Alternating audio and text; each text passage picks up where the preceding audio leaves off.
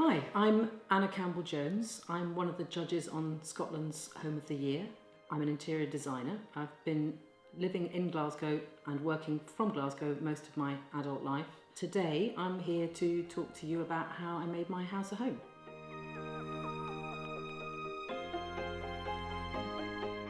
I believe very strongly that people's homes should reflect their passions, their interests and their loves, and that your home should reflect your personality as opposed to some outside idea about what style you should have or what's in fashion.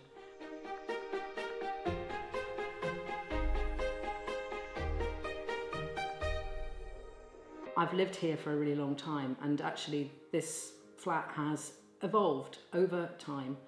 When first bought this flat, there was an artist that I loved called Sue Williams, who's a Welsh artist, and I'd seen this piece in an exhibition in London, and it was too tall for the flat that I had in London then.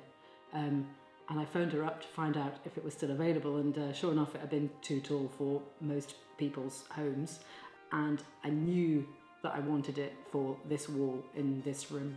So that was the starting point for the design scheme in here. The walls having that kind of pinky tone that comes from the painting, the black floor to bring out the black that's used very strongly in the painting. One thing that I often say is that there's no such thing as good taste, only what you love.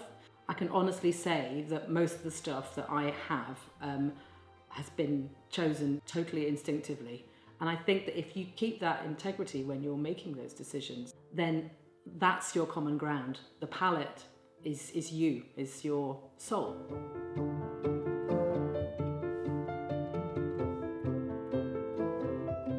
In the 1930s, the government decided that paint colours needed to be standardised, and the British standard paint system was created.